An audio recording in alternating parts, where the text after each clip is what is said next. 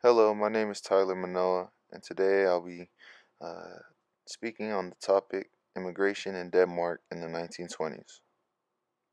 The Kingdom of Denmark. Denmark is a Scandinavian country in Europe. It is located right below the other Scandinavian countries in Norway and Sweden. It's also located right above the country of Germany.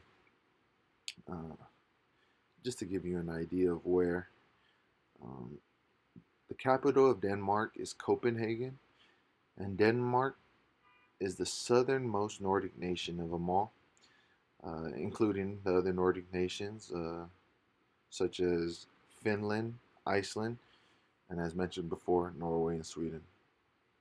Uh, Denmark is surrounded by water um, around a majority of the island, so they do have a lot of coastal areas or regions, um, except for its southernmost border with Germany being 42 miles long, separating the two countries.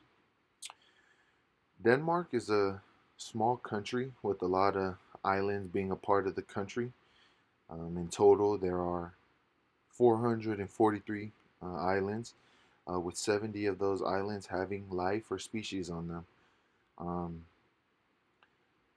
One of those large non continental islands are known as Greenland, and it's an anonymous territory of Denmark, which they claim. The Denmark national flag, as seen on this slide. Here's an older version and a newer version of the flag. The Denmark flag is the oldest continuously used flag in the world today, as represented and seen in flag number one.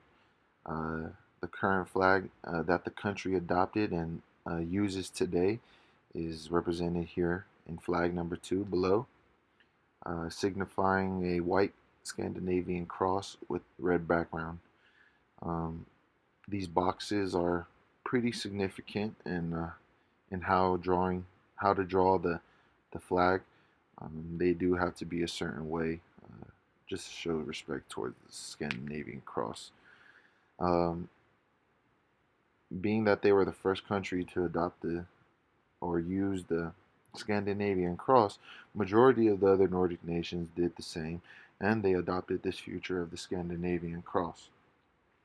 There are also other sets of flags that may be seen or used um, in Denmark. The royal standard flags are specific flags that are honoring the royal family. There are there's a monarch flag, a crown prince flag, a prince consort flag, a regent flag, and a royal family flag, uh, showing respect and honor to those people. The Danes.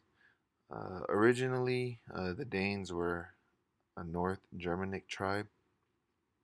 Um, the North Germanic ethnic group, you can say. These people were just native people to the country of Denmark. But they didn't like being referred as an ethnic group. They rather have been called, or they rather be known as a nationality. Um, for the people that came to America, they did call them Danish Americans, originally being from Denmark, but now living in America and accustomed to the culture and things going on. In 2017, there was a population of almost 1.3 million Danish Americans here in the United States. Um, that may sound like not many people, being that there's trillions or more on the planet, but uh, maybe back then in the 1920s, this there was a large amount of numbers, but not as many as there are now here in the states. Um, some regions where these Danish Americans are located are in states such as California, Utah, Iowa, Nebraska, and there are a few other states that are some hot spots. The long trek. For the people who first immigrated to America, they crossed in ships from Denmark to America. Trips took about 4 to 8 weeks. Cost of tickets were very expensive to travel. For the people who could afford, they were they would pay for either first or the second cabin, and for the rest, the poor immigrants, uh, they were put in the steerage. Immigrants were crammed in there. It was unsanitary, stinking, vermin infested. There was no fresh food. Many diseases were quickly spread. There were many people who did not make the trip and passed along the way. As this went on, they were able to cut the travel time down to about 10 days, but still was very expensive for people to travel, especially the Danish farmhands. Some key factors of leaving Denmark. For the people that were leaving Denmark, it was a very complicated decision for them. They were uncertain what the future would hold for them and the people that they were leaving with. And they were just unsure where they were going to end up, and they were scared. Some major reasons why people started leaving Denmark during this time were because of economic problems. They were either seeking medical help or because their families were large and Denmark was getting a little too expensive. In the mid 1800s to 1920s, the population decreased tremendously in Denmark. People were leaving. They were seeking a better future for them and their families.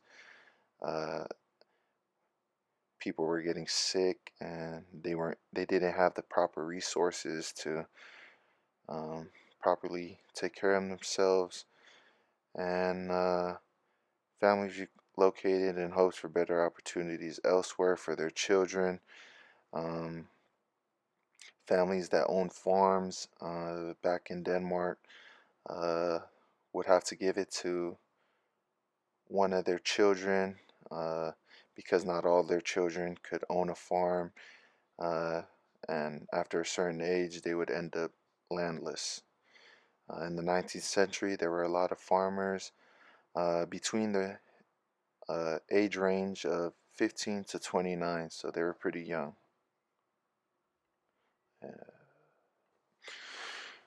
Immigrating to America, millions of European immigrants sailed into the principal East Coast harbor in New York.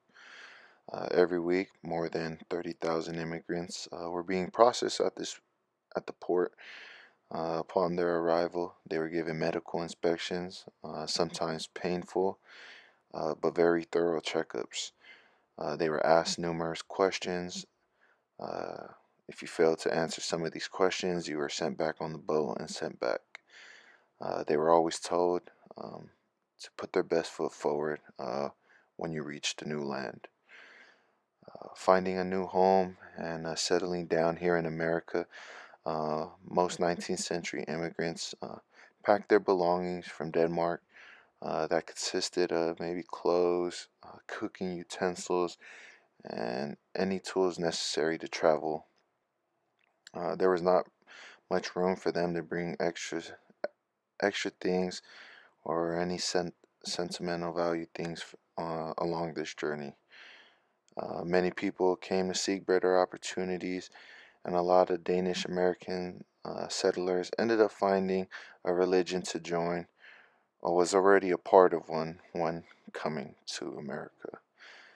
By the 1920s, California had the largest count of American Danes uh, during that time. Um, Opportunity to make a living here in America. Many immigrants came from Denmark, already had a familiar background with farming. Many settling in the Midwest and parts of the middle region of the country uh, had a good idea that they were going to get into the farming field, seeking good agriculture business, and a way to make a living in the fields that they already had prior knowledge to. Uh, they would already be raising cattle, hogs, and even sheep with supplements, poultry, and crops for their land. Being in this region of the country, there was a lot of land to purchase, uh, and that's what they were trying to do, purchase land for their families. Other settling immigrants came in from other ports in cities, major cities such as San Francisco, Brooklyn, Philadelphia, and there were a few other more cities around the states. Being in the United States or being in America, becoming an American for these Danish Americans, the Danish people knew that in order to have a better life in America, it would be best that they learn to accommodate to the American ways in order to be successful here, rather than hanging on to their Danish identities and traditions.